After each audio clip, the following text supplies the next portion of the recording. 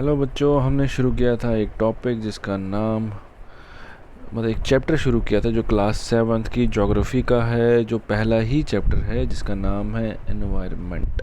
Environment यानी हमारे आसपास का जो माहौल है, कुदरती माहौल जो है वो कैसा है, हमारे आसपास में जानवर कैसे हैं,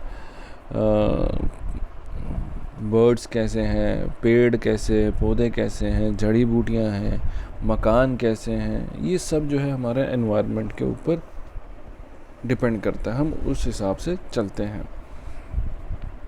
ये मैंने कुछ आपको थोड़ा पिछले वीडियो में, जो इससे पहला वाला वीडियो था, उसमें आपको बताया कि एनवायरनमेंट क्या होता है। उसमें हमने फिज़िकल एनवायरनमेंट भी पढ़ा था, मैंने आपको समझाया था फिज़िकल एनवायरनमेंट। आज हम उसके आगे एक टॉपिक शुरू करेंगे।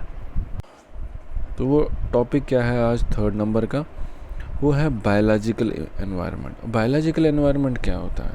तो जैसे फिज़िकल एनवायरनमेंट में बताया था कि आपको ज़मीन, हवा, पानी, ये सब जो है फिज़िकल एनवायरनमेंट हो गया। ठीक है। अब बायोलॉजिकल, इसमें क्या होता है, इंसान, जानवर, पेड़ पौधे या कोई और जानवर, छोटे छोटे जैसे कीड़े मकोड़े, ये सब जो है ये बायोलॉजिकल एनवायरनमेंट में आते हैं। बायोलॉजिकल का मतलब क्या है? बायो का मतलब हो गया, बायो का मतलब है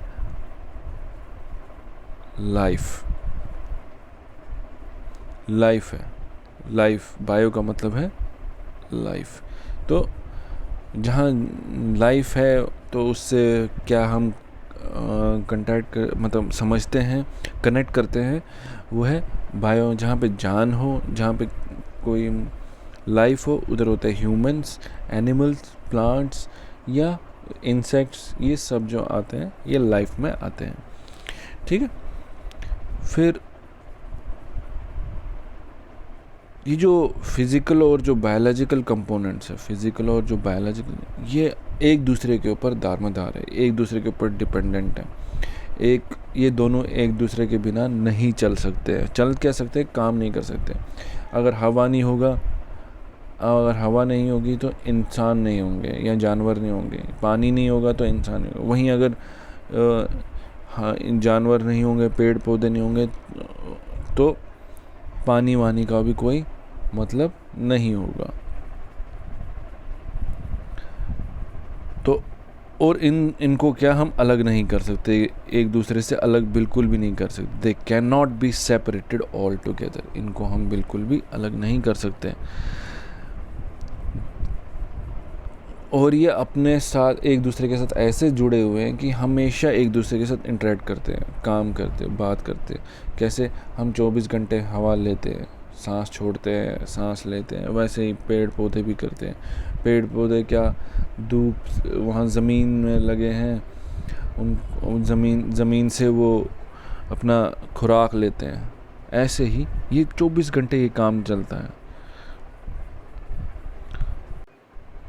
फिर चेंज इन फिजिकल और natural environment brings change in biological environment. अगर कोई भी बदलाव, कहीं फिजिकल यानी कुदरती तौर से कोई बदलाव होता है, इसकी वजह से जो बायोलॉजिकल एनवायरनमेंट है उस पर भी असर पड़ता है, उसमें भी बदलाव आते हैं, चेंजेस आती हैं। कहीं पे अगर गर्मी होती है, अब देखो जैसे कश्मीर में,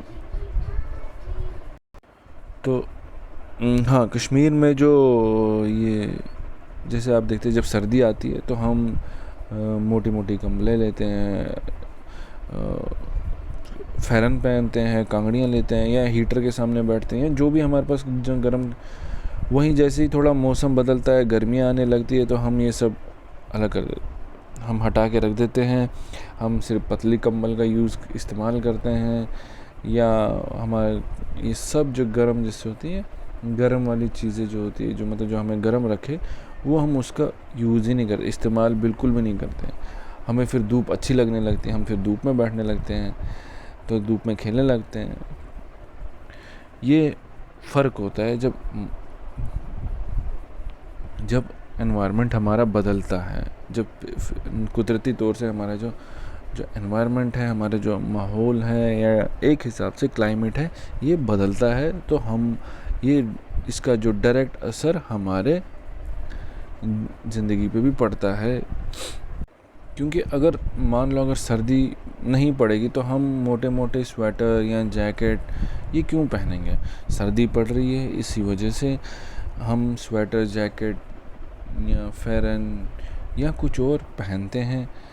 वहीं अगर आप जम्मू में जाओ तो वहाँ पे गर्मी इतनी ज़्यादा होती है कि आपको तो एक शर्ट पहनना भी ऐसा लगता है कि ये पहनी क्यों है, और आप हमेशा कूलर, एसी के नीचे बैठे रहते हैं।